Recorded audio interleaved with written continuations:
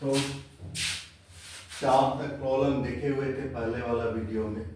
जिस तरह से हम न्यूमेरिकल बनाते हुए जाते हैं, प्रॉब्लम को सॉल्व करते हुए जाते हैं, हम लोग का कॉन्सेप्ट जो है और बेटर होते हुए चला जाता है। तो कंसेप्ट के लिए ज़रूरी है कि हम प्रॉब्लम को सॉल्व करें। प्रॉब्लम को सॉल्व करने में कंसेप्ट जो है पूरी तरह से क्लियर होते चला जाता है। तो जितना प्रॉब्लम को सॉल्व कर लेंगे उतना ज़्यादा बेटर अपना कंसेप्ट हो जाएगा। तो अब देखते हैं 5वां नंबर प्रॉब्लम। तो 5वां कह रहा है give the rectangular components of the vector h equal to 3a rho minus 2a5 plus za cap at point p equal to इतना। मतलब वेक्टर जो दिया हुआ है सिलेंड्रिकल के फॉर्म में दिया हुआ है, मतलब सिलेंड्रिकल कोऑर्डिनेट के फॉर्म में वेक्टर का दिया हुआ है मान। अब उसको जो है कार्टेशियन में क्या वेक्टर का मान आएगा, वही वेक्टर का मान कोई पॉइंट पे वेक्टर दिया, कोई वेक्टर फील्ड है इस तरह से एच से डिनोटेड है, और वो उसका पी पॉइंट पे क्या मान आएगा रेक्टेंगुलर के फॉर्म में उस वेक्टर का। अभी ये सिलेंड्रिकल के फॉर्म में दिया हुआ है, उसका रेक्टेंगुलर के फॉर्म में क्या वेक्टर का मान आएगा कार्टेशियन कोऑर्डिनेट के कार्टेशियन कोऑर्डिनेट में, उसका मान निकालना है। तो h जो दिया हुआ है, h जो दिया हुआ है 3a rho cap plus minus 2a5 cap plus 2az cap दिया हुआ है। मतलब h जो है इस फॉर्म में है, h equal to h rho a rho cap plus h5 a5 cap plus hz az cap. इसको इस फॉर्म में भी लिखते हैं, इसको ऐसे भी लिख सकते थे h रो cap plus h5 five cap plus hz z cap, उसको इस फॉर्म में भी लिख सकते हैं। तो h इक्वल टू ये हो गया। अब हमको निकालना क्या है कार्टेशियन में, कार्टेशियन में इसका मान निकालना है, मतलब हमको निकालना है hx ax cap plus hy ay cap plus hz az cap, ये मान निकालना है। तो इसमें जो है hx का मान निकालना पड़ेगा, hy का मान निकालना पड़ेगा, hz का मान निकालना पड़ेगा, और तीनों का मान रख देंगे तो ये रेक्टेंगुलर फॉर्म में वही वेक्टर का मान हो जाएगा। तो hx ax कैप निकालने के लिए इसको यदि ax कैप से डॉट करते हैं तो ax cap dot az cap 0, ay cap dot az cap 0, ax cap dot ax cap 1, तो ये बच जाएगा सिर्फ hx, और यहाँ पे h डॉट ax बचेगा, तो ये हो जाएगा h dot ax cap equal to hx। तो hx हो गया h डॉट ax कैप। अब h का मान जो दिया हुआ है 3a rho cap minus 2a5 cap plus 2az cap, ये डॉट ax कैप, तो ये हो जाएगा 3a rho cap dot ax cap minus 2a5 cap dot ax cap plus 2az cap dot ax cap हो जाएगा। अब इसका मान जो हो जाएगा a rho cap dot ax cap, a rho cap dot ax cap cos phi 3 cos phi a5 cap dot ax cap, a5 cap dot ax cap sine phi, minus minus plus हो जाएगा 2 sine phi, a5 cap dot ax cap sine phi minus sine phi, minus minus plus हो गया, ये az cap dot ax cap dot az cap 0 हो गया, तो ये हो गया 3 cos phi plus 2 sine phi. अब फाइव का मान हम ये दिया हुआ है, पॉइंट जो दिया हुआ है p का कोऑर्डिनेट जो दिया हुआ है rho equal to 1, phi equal to 60 degree और z इक्वल टू 5, ये दिया हुआ है। फाइव का मान 60 है, तो यहाँ पे रखेंगे cos 3 cos 60 degree plus 2 sine 60 degree, ये हो जाएगा एच एक्स का मान। तो ये हो जाएगा 3/2 प्लस 2√3/2, तो ये हो जाएगा 3 प्लस 2√3/2 हो जाएगा।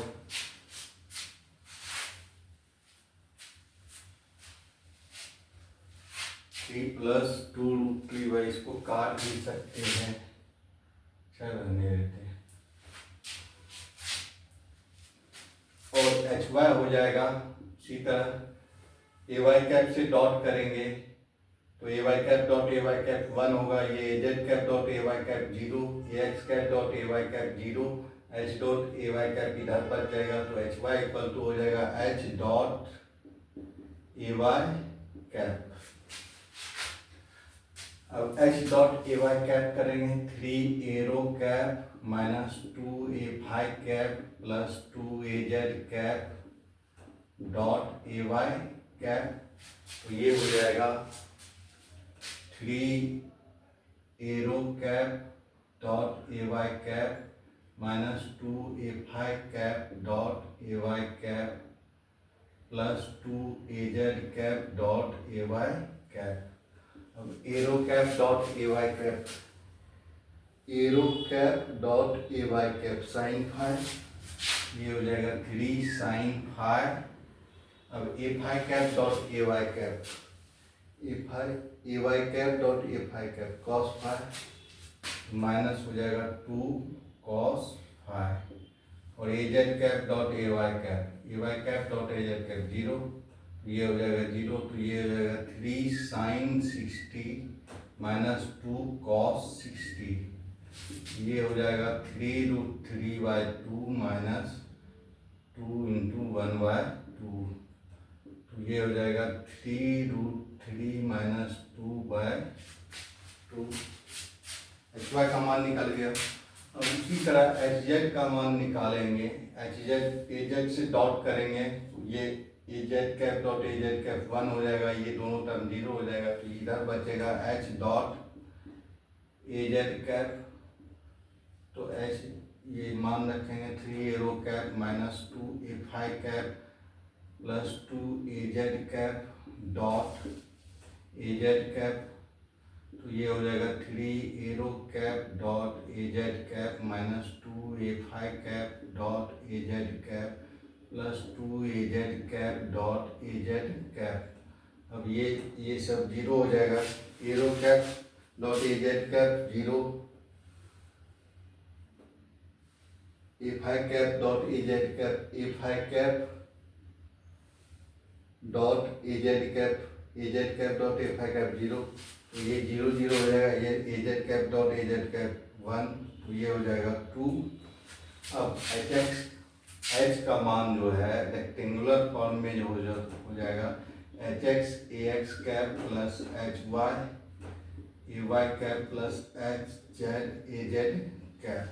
अब एच एक्स का मान रखेंगे, तो ये हो जाएगा 3 plus 2√3/2 A x cap plus 3√3 minus 2/2 A Y cap H Z 2 A Z cap. तो इस तरह से ट्रांसफॉर्म होके सिलेंड्रिकल फॉर्म में जो था वेक्टर का मान, उसको ट्रांसफॉर्म कर दिए कार्टेशियन के फॉर्म में, रेक्टेंगुलर के फॉर्म में। अब नेक्स्ट प्रॉब्लम देखते हैं।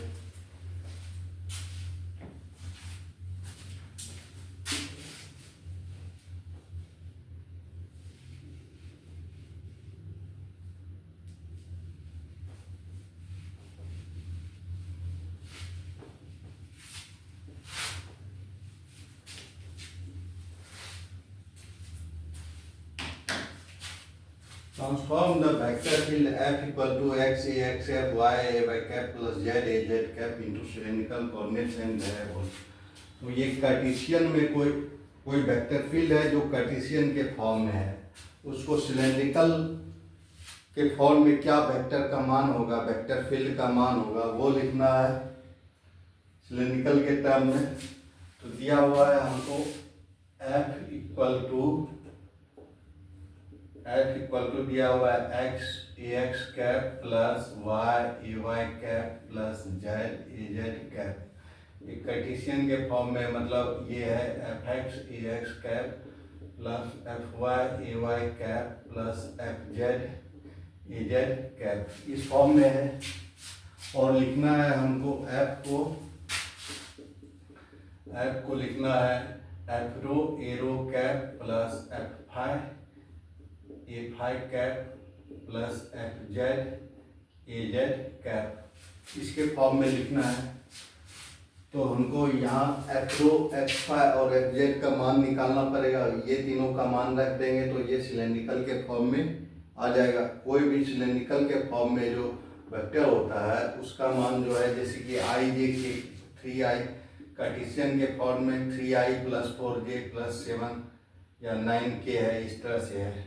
ये कार्टेशियन के फॉर्म में है, मतलब ये 3ax cap plus 4ay cap plus 9az cap के फॉर्म में है। तो ये कार्टेशियन के फॉर्म में है। यदि ये इसको हम यदि सिलेंड्रिकल के फॉर्म में लिखना है, सिलेंड्रिकल के फॉर्म में कोई भी वेक्टर होगा तो उसमें जो है इस तरह से होगा 4 cap plus 5 cap plus 3z cap, इस फॉर्म में होगा। मतलब एस कैप को इस तरह से भी लिख सकते 4as arrow cap plus 5a5 cap plus 3az cap, इस तरह से इस फॉर्म में होगा। तो वो सिलेंड्रिकल के फॉर्म में है, तो हमको सिलेंड्रिकल के फॉर्म में लिखना है। तो एफ रो और एफ फाई और एफ जेड का मान निकालेंगे। ए रो और ए फाई ए जेड के टर्म में रहता है, तो मतलब ये सिलेंड्रिकल का फॉर्म में है। सिलेंड्रिकल यूनिट वेक्टर के टर्म में लिखा हुआ है, तो ये सिलेंड्रिकल के फॉर्म में है। तो हमको इस फॉर्म में लिखना है। तो उसके लिए F rho F phi F Z का मान निकालना पड़ेगा।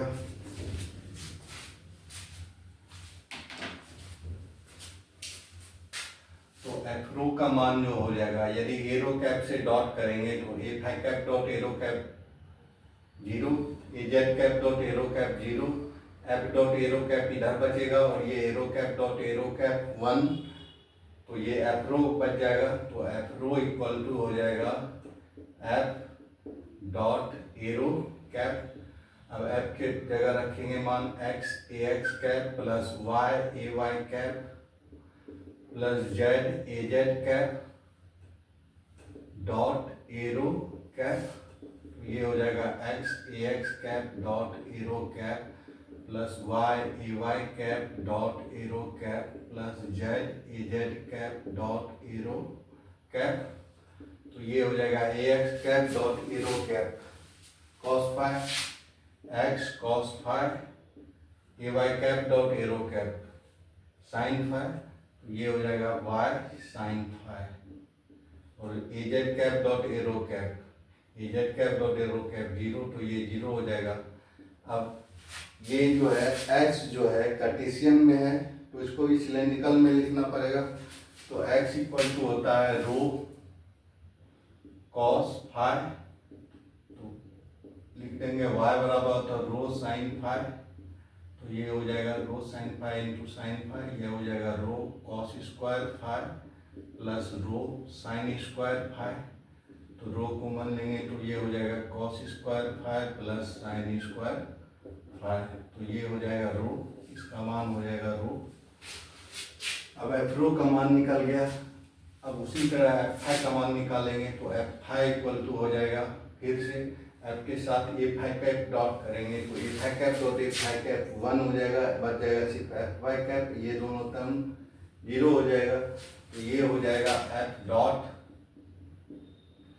ए फाई कैप, एफ का मान रखेंगे x A x cap plus Y A Y cap plus Z A Z cap dot a phi cap.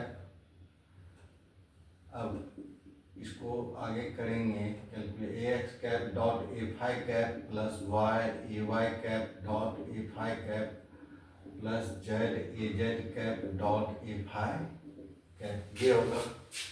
अब a x cap dot a phi cap मतलब I dot phi cap, इसका मान minus sine phi होता है, तो ये हो जाएगा minus x sine phi plus Y A Y cap dot a phi cap, a Y cap dot a phi cap cos phi, ये हो जाएगा वाई कॉस फाई, और a Z cap dot a phi cap 0, तो ये हो जाएगा 0, minus x का मान रखेंगे rho cos phi sine phi, और y का मान लिखेंगे rho sine phi cos phi, तो ये rho cos phi sine phi rho sine phi cos phi cut जाएगा, तो ये हो जाएगा 0, तो एफ फाई का मान निकल गया 0। अब एफ जेड का मान निकालेंगे, तो एफ जेड का मान जो हो जाएगा, एफ जेड का मान हो जाएगा एफ डॉट ए जेड कैप, एफ डॉट ए जेड कैप करेंगे तो ये हो जाएगा एफ रो ये X A x cap plus Y A Y cap plus Z A Z cap dot A Z cap, तो ये हो जाएगा x A x cap dot A Z cap plus Y A Y cap dot A Z cap plus Z A Z cap dot A Z cap.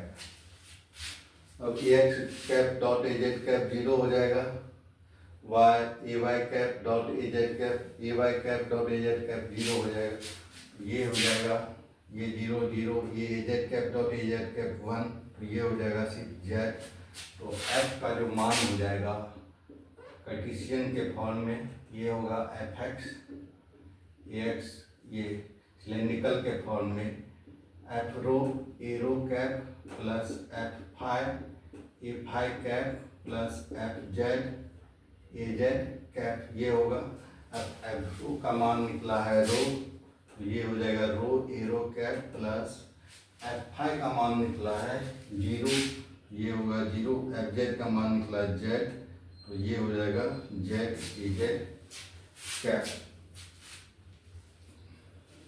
तो इस तरह से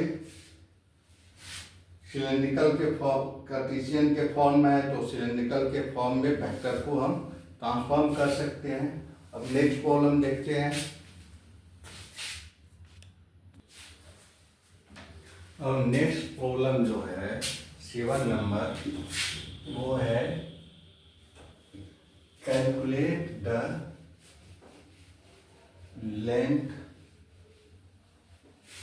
ये object दिया हुआ है, ये जो है ऑब्जेक्ट दिया हुआ है, कोई सिलेंडर जो है उसका फर्स्ट कोई एक्सवाई प्लेन में जो टुकड़ा है सिलेंडर का फर्स्ट ऑक्टेंट में वो है, ये सिलेंड्रिकल का कर्व वाला पार्ट है, ये एक्सजेड प्लेन वाला है, ये वाईजेड प्लेन वाला सरफेस है। इस तरह से ये सिलेंडर का फर्स्ट ऑक्टेंट में ये पार्ट दिया हुआ है। फर्स्ट ऑक्टेंट में कोई काटा गया है सिलेंडर को काटा गया है, तो फर्स्ट ऑक्टेंट में जो पार्ट आ रहा है वो वाला पार्ट है, तो इसमें लेंथ EF निकालने के लिए कहता है। तो सबसे पहले इसका देखते हैं क्या क्या पॉइंट है। कोई सिलेंडर जो है इस तरह से है, फर्स्ट ऑक्टेंट में उसको काटा गया है, तो पहले ए का जो कोऑर्डिनेट है, कोऑर्डिनेट ए का है 308, सी का 300, ई का है 030, एफ का है 03A, और ये सारा जो है कोऑर्डिनेट इसमें है, कार्टेशियन में है। तो यदि इसको सिलेंड्रिकल में हम कन्वर्ट कर लेंगे तो मेरे लिए आसान हो जाएगा सारा चीज़ निकालना, वो देखते हैं। यदि हम कार्टेशियन से करने जाएंगे डिस्टेंस तो निकल जाएगा, लेकिन कर्व सरफेस का लेंथ निकालना फिर मुश्किल हो जाएगा। इस लाइन का लेंथ निकालने के लिए हमको ये लाइन का इक्वेशन लिखना पड़ेगा, उसके बाद इसको इंटीग्रेट करना पड़ेगा इस पॉइंट से इस पॉइंट तक, तब जाके हमको डीएल का मान निकलेगा। तो कार्टेशियन में थोड़ा टफ हो जाएगा, लेकिन सिलेंड्रिकल में देखते हैं वही चीज़ सिलेंड्रिकल में कंसीडर करते हैं तो आसान हो जाता है। इसलिए सिलेंड्रिकल कोऑर्डिनेट का इजाद हुआ है कि सिलेंडर में कोई चीज़ पड़ा हुआ हो तो उसका प्रॉपर्टी को आराम से हम कैलकुलेट कर लेते हैं, तो वो देखते हैं। तो सबसे पहले सिलेंड्रिकल ये कार्टेशियन को सिलेंड्रिकल कोऑर्डिनेट में कन्वर्ट करते हैं। तो कोऑर्डिनेट ऑफ ए जो है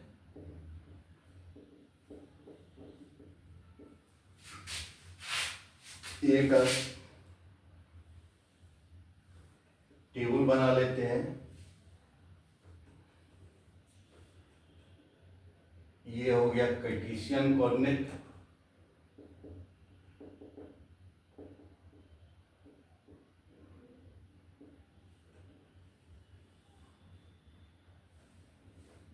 ये हो गया सिलेंड्रिकल कोऑर्डिनेट।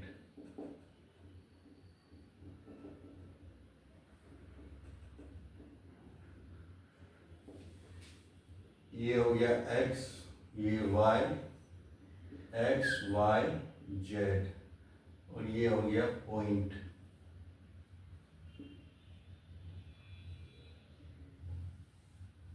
ये हो गया सिलेंड्रिकल में रो, हाई और जेड। तो पहला जो पॉइंट है ए पॉइंट है, और फिर सी पॉइंट है, सी पॉइंट है, और फिर ई पॉइंट है, ई पॉइंट है, और फिर एफ पॉइंट है। तो ये सारा पॉइंट को हम सिलेंड्रिकल में हम लिखेंगे पहले। तो ए का जो कोऑर्डिनेट है 308 है, ये 308 है। सी का है 300, ई का है 030, एफ का है 038। तो अभी पिछला लेक्चर में देखे थे किस तरह से कार्टेशियन को सिलेंड्रिकल में कन्वर्ट किया जाता है। तो रो का मान जो होता है, रो का मान होता है x² प्लस y²√। तो यहाँ पे रो ए के लिए जो हो जाएगा रो का मान हो जाएगा 3, और फाई का मान जो होता है tan इनवर्स y/x होता है, tan इनवर्स y/x 0/3। तो ये हो जाएगा 0, तो ये हो जाएगा 0, और z का मान वही होता है, z का मान 8 है। तो कार्टेशियन में इसका जो मान हो जाएगा 3, 0 और 8 हो जाएगा सिलेंड्रिकल में मान कोऑर्डिनेट का। अब बी का जो मान होगा रो इक्वल टू हो जाएगा 3 + 0², ये भी 3 हो जाएगा।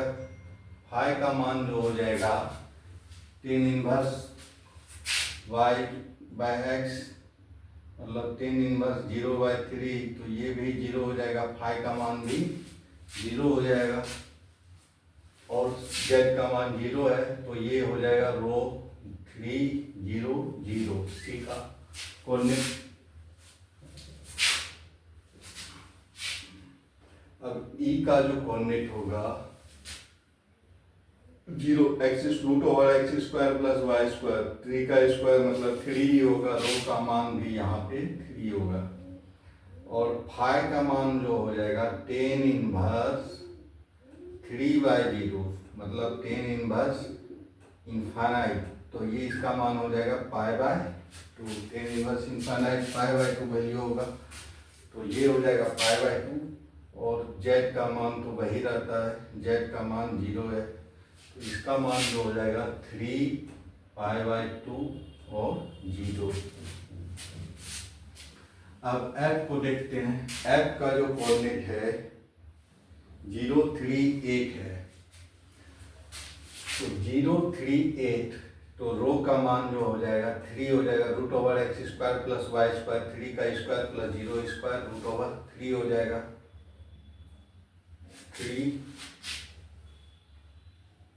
3 हो जाएगा। फाई का मान जो हो जाएगा 10 इनवर्स, फिर इसमें 3/0 तो 10 इनवर्स इनफाइनाइट, तो इसको पाई/2 हो जाएगा इसका मान। जेड का मान जो हो जाएगा 8 है तो जेड का मान 8 ही होगा, तो इसका मान जो हो गया 3π/2 8, 3π/2 और 8 हो गया। तो सिलेंड्रिकल कोऑर्डिनेट में अब सारा लिख दिया है, सारा का मान। अब निकालते हैं लेंथ।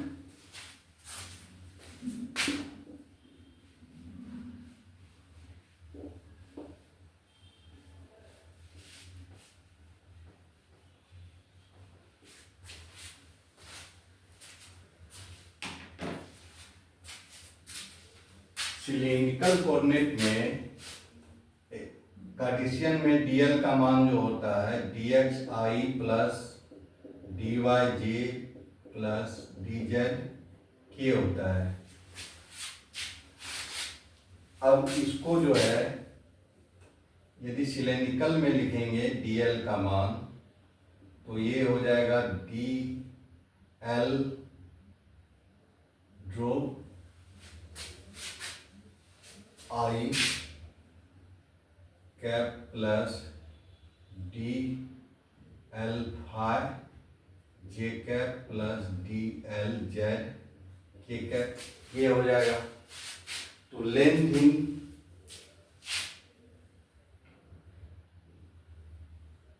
इसको जो है डी एल एस भी कर सकते हैं, डी एल एस एस रो या एस लिख सकते हैं, तो डी एल एस लिखते हैं। तो डी एल एस ये कोऑर्डिनेट है यहाँ पे, तो एस के डायरेक्शन में थोड़ा सा बढ़े हैं तो लेंथ में जो चेंज आएगा डी एस आएगा। ये जो है कोई पॉइंट है, ये प्रोजेक्शन हो गया, ये पी पॉइंट है, ये पी डैश हो गया, ये हो गया फाई एंगल और ये हो गया एस। तो थोड़ा सा बढ़े हैं तो मतलब डी एस आगे बढ़े हैं, या रो था पहले तो रो प्लस डी रो आगे बढ़े हैं, तो जो थोड़ा सा इंक्रीज किए हैं उसका मान डी एस हो जाएगा यहाँ से। तो ये हो जाएगा D S I plus D L S का मान जो होगा डी एस होगा। डी एल एस का मान जो होगा change in length when we move in S direction, D L S हो जाएगा डी एस। अब यहाँ से फाई के डायरेक्शन में आगे बढ़ते हैं, इस डायरेक्शन में आगे बढ़ते हैं, चेंज इन लेंथ ये आर्क होता है, ये एस है तो ये हो जाएगा एस डी फाई, ये डी फाई आगे बढ़े हैं थोड़ा सा तो change in length S D phi हो जाएगा। तो डी एल फाई का मान हो जाएगा एस डी फाई। उसी तरह यदि जेड डायरेक्शन में आगे बढ़ते हैं, यहाँ इस डायरेक्शन में आगे बढ़ते हैं तो जेड से डी जेड आगे बढ़े हैं तो डी एल जेड का मान हो जाएगा डी जेड, थोड़ा सा आगे बढ़े हैं तो इस तरह से डी एल का मान जो हो जाता है डी एल इक्वल टू हो जाता है d S i cap plus s D phi j cap plus D l z.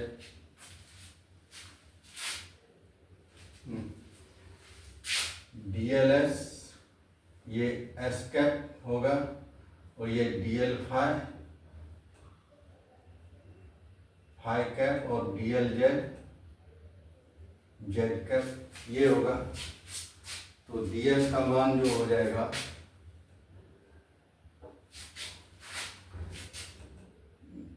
D S S cap plus D L phi S D phi phi cap plus D Z Z cap ये हो जाएगा।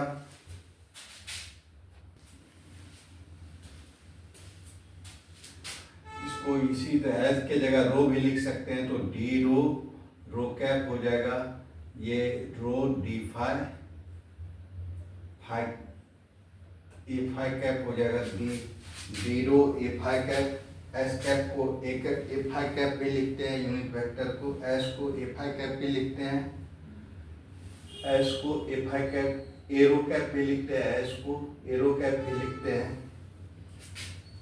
तो S के जगह arrow cap लिखे, rho D phi, phi cap को ए phi cap लिख सकते हैं, plus D Z A Z cap, इस तरह से हम लिख सकते हैं। अब हमको निकालना है d l, the length e F, E से एफ पे जा रहे हैं, ई एफ बराबर हो जाएगा, इसमें जो है ई एफ में 0 3 ई एफ में डी.रो और डी.फाई 0 है, 3 से 3 ही रह जाता है, π/2 से π/2 ही रह जाता है। तो ये डी.रो इक्वल टू 0 है और डी.फाई इक्वल टू भी 0 है। तो डी.एल इक्वल टू जो हो जाएगा d rho a rho cap plus rho d phi a phi cap plus D Z A Z cap, ये हो जाएगा, ये होगा। अब डी.रो इक्वल टू 0 और डी.फाई इक्वल टू 0, तो बच जाएगा क्या, E F equal to D Z A Z cap बच जाएगा। तो अब इसका मैग्नीट्यूड जो है डी जेड है, ई एफ का जो है ई एफ वेक्टर का मैग्नीट्यूड ए जेड है, डी जेड है। तो मैग्नीट्यूड ऑफ ई एफ जो हो जाएगा, ये हो जाएगा डी जेड, और इसको इंटीग्रेट होगा, यहाँ ये जो जा रहा है 0 से 8 पे जा रहा है डी जेड, तो इसको 0 से 8 इंटीग्रेट कर देंगे, तो ये हो जाएगा जेड 0 से 8, तो ये हो जाएगा 8, ई एफ का मान निकल गया 8। अब जो निकालना है लेंथ ए एफ, ऐसे तो कार्टेशियन में ये 2 पॉइंट का बीच का डिस्टेंस था तो आराम से निकल जाता है, ये सिंपल सा लाइन था, स्ट्रेट लाइन, तो आराम से निकल जाता।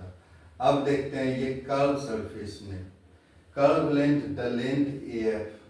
अब इस कर्व का लेंथ निकालना मुश्किल हो जाता है कार्टेशियन में। यदि हमको कर्व का लेंथ निकालने का है तो हमको ये लाइन, इसका इक्वेशन लिखना पड़ेगा, फिर इक्वेशन के अलोंग वो जो कर्व पार्ट का इक्वेशन होगा उसको पैरामीटराइज करना पड़ेगा, एक ही फॉर्म में लिखना पड़ेगा, एक पैरामीटराइज करके उसके बाद उसका लिमिट डाल के उस ए एफ का मान निकलता, यदि हम कार्टेशियन में करते तो। लेकिन यहाँ देखते हैं सिलेंड्रिकल में कितना सिंपली हो जाता है।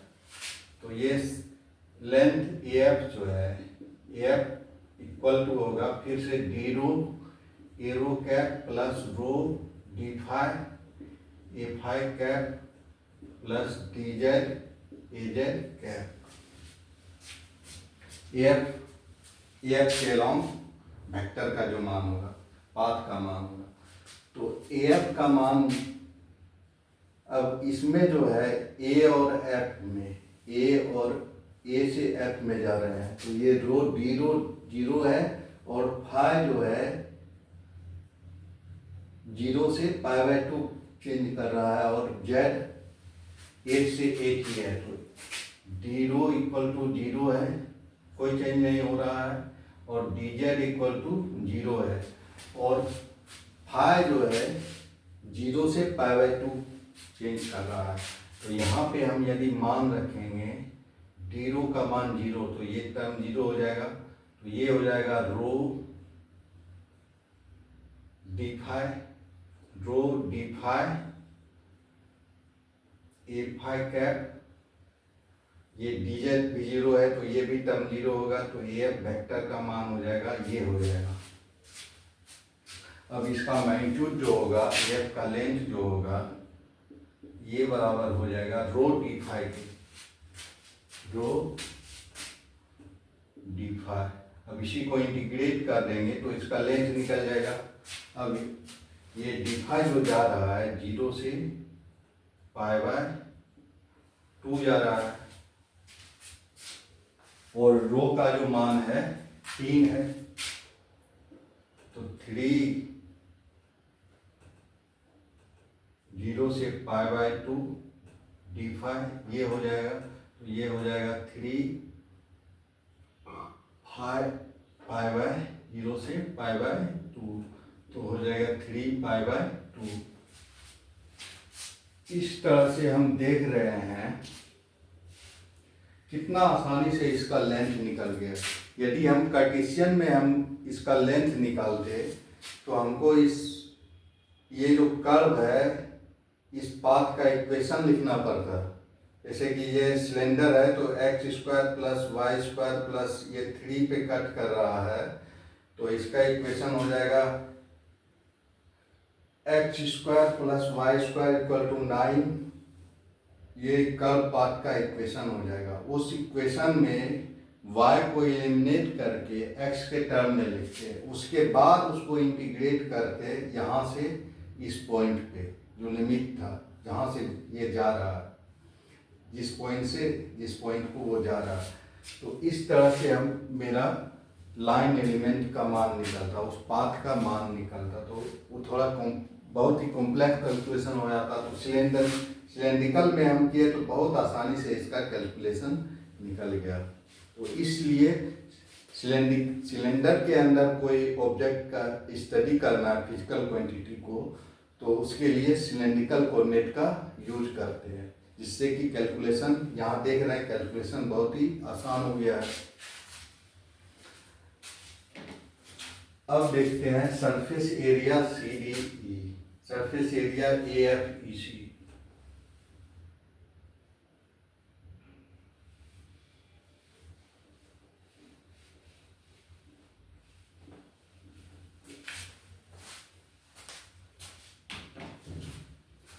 सरफेस एरिया AFEC ये जो है कर्व सरफेस एरिया ये है। ये जो सिलेंडर का है ये पार्ट का एरिया, इस कर्व सरफेस का क्या एरिया है।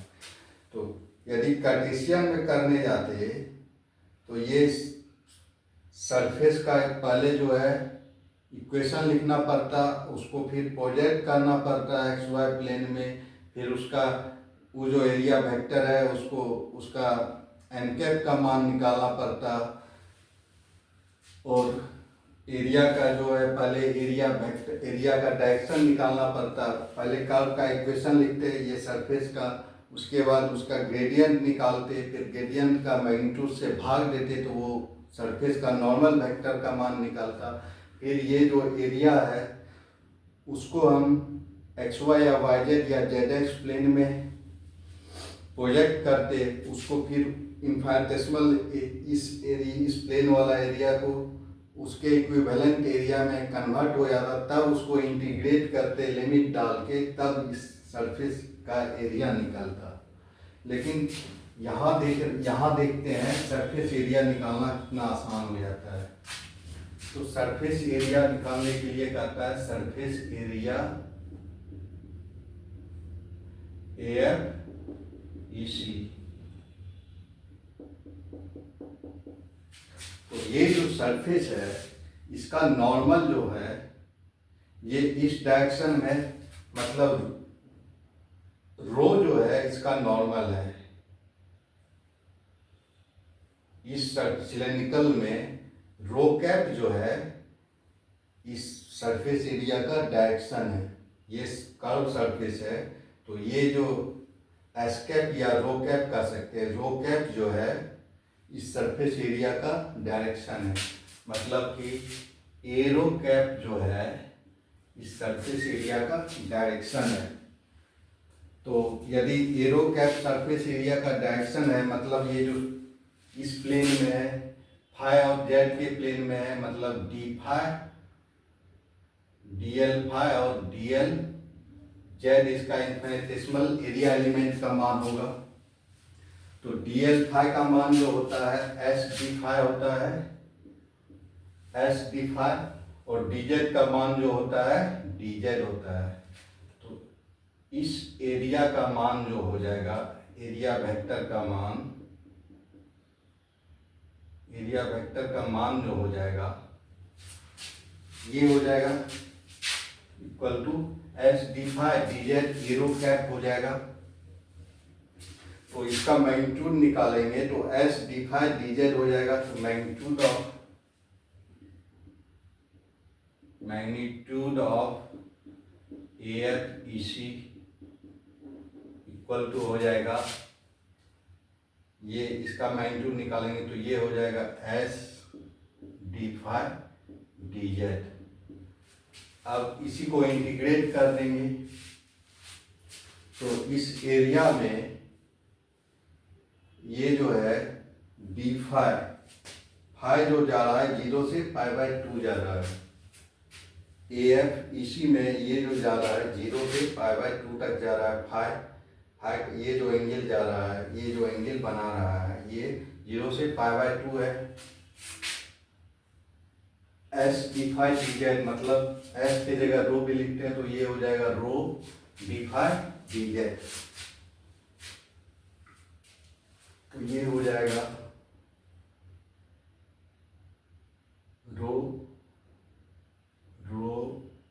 और डी जेड जो है जेड जो है 0 से लेके 8 जा रहा है और फाई जो जा रहा है 0 से π/2 जा रहा है।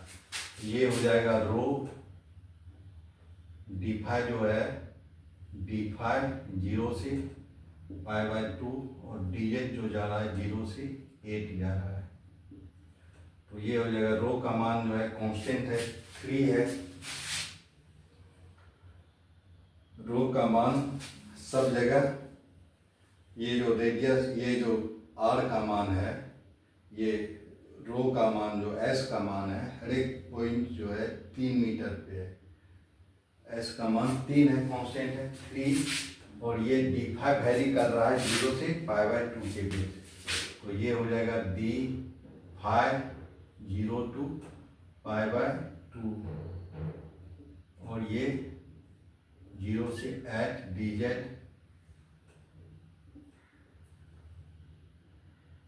इसको करेंगे तो ये हो जाएगा रो 0 से पाई डी फाई π/2 डी फाई और ये हो जाएगा जेड 0 से 8।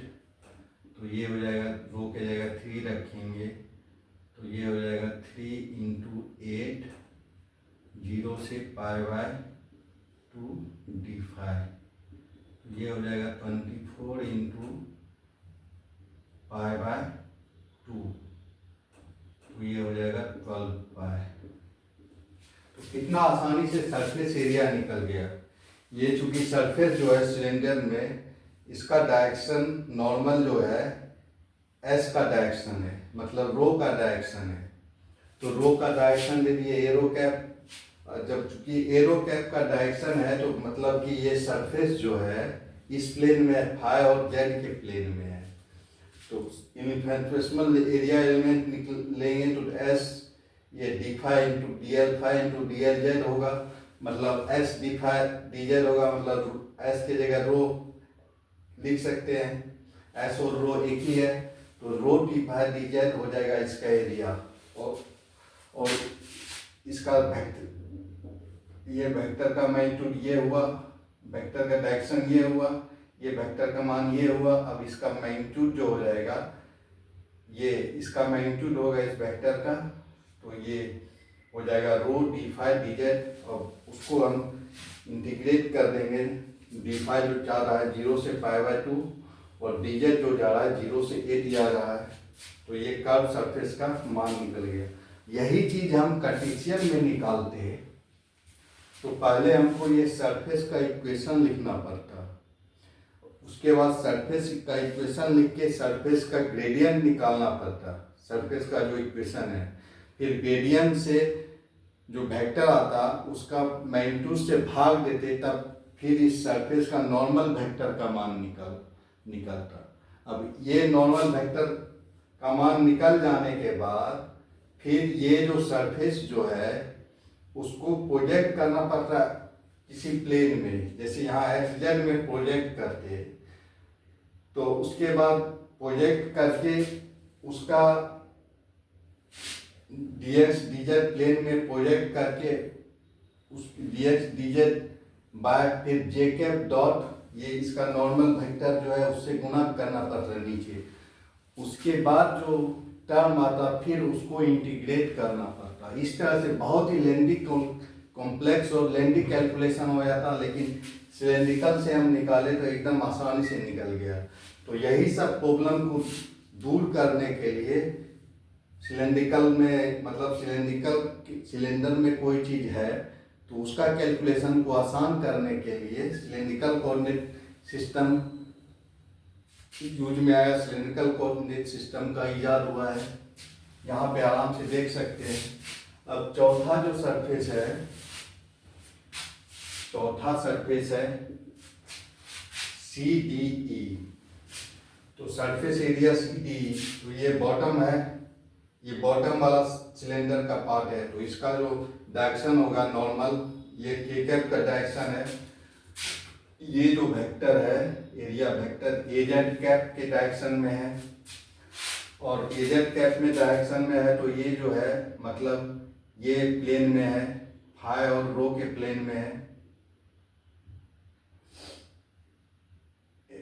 एक एजेड के डायरेक्शन में है, मतलब ये फाई और एस के डायरेक्शन में है इसका एरिया एलिमेंट। तो ये हो जाएगा dl rho into dl phi infinitesimal area element का मान इस वेक्टर का कौन CDE एरिया एलिमेंट का जो वेक्टर है उसका मान ये हो जाएगा। तो अब dl रो का जो मान होता है ये d रो ही होता है, dls का मान ds ही होता है, मतलब d रो ही होता है, और dl फाई का मान जो होता है s d फाई होता है, मतलब रो d फाई होता है। रो d फाई az कैप होगा। तो इसका जो मान हो जाएगा, इसका मैग्नीट्यूड का मान जो हो जाएगा, इसका मान जो हो जाएगा रो d फाई। अब इसको इंटीग्रेट करना पड़ेगा, इसका डबल इंटीग्रेशन होगा तो ये हो जाएगा एरिया का मान, तो ये हो जाएगा d phi rho square by rho जो जाएगा ये यहाँ 0 से 3 जा रहा है, 0 से 3 जा रहा है रो, और d फाई जो जा रहा है 0 से π/2 जा रहा है। तो यहाँ लिमिट डालेंगे d phi rho d rho 0 to 3 और ये 0 से π/2 जा रहा है। तो ये हो जाएगा 0 to π/2 d phi rho square by 2, ये लिमिट डालेंगे 0 से 3, तो ये हो जाएगा 9/2 इंटू π/2। तो ये इसका मान हो जाएगा 9π/4।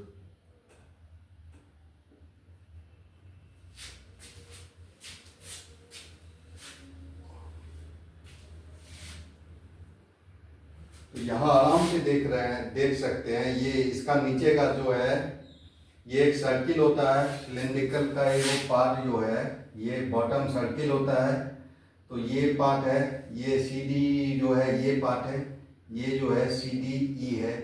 तो ये 3 का रेडियस का सर्किल है, तो इस सर्किल का रेडियस हो जाएगा 9π, तो 9π/4 जो है इसका सरफेस एरिया हो जाएगा ये इस पार्ट का।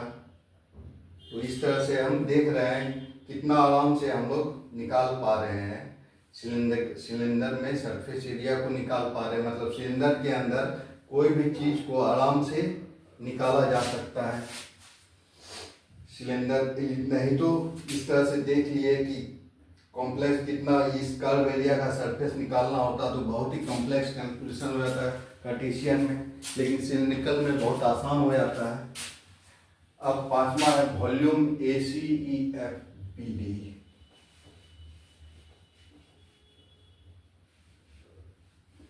तो फर्स्ट ऑक्टेंट में जो पार्ट है, ये केक का कोई पार्ट भी बोल सकते हैं, काटा हुआ सिलेंडर जो है फर्स्ट ऑक्टेंट में जो सिलेंडर काटा हुआ है, ये जो सिलेंडर है फर्स्ट ऑक्टेंट में इतना सा पार्ट से जो सिलेंडर निकल रहा है बाहर, सिलेंडर का पार्ट, उसका वॉल्यूम निकालने के लिए कह रहा है।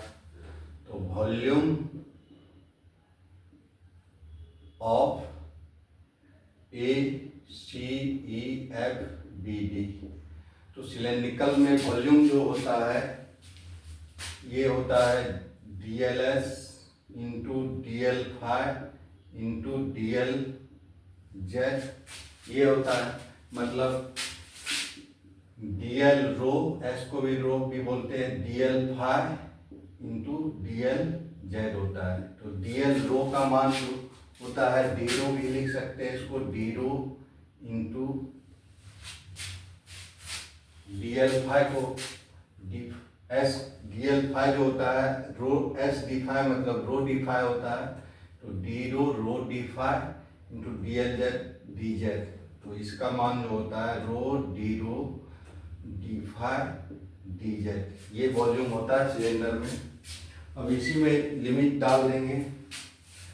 तो इसमें जो लिमिट जो आएगा वॉल्यूम में ये हो जाएगा D5 DZ और रो डी रो। अब रो जो जा रहा है ये रेडियस जो जा रहा है 0 से 3 जा रहा है, तो इसका लिमिट हो जाएगा 0 to 3। अब DZ जो जा रहा है 0 से 8 जा रहा है, तो DZ का लिमिट हो जाएगा 0 से 8। और D5 जो जा रहा है, D5 जो जा रहा है 0 से π/2 जा रहा है, 0 से π/2। तो इसका मान हो जाएगा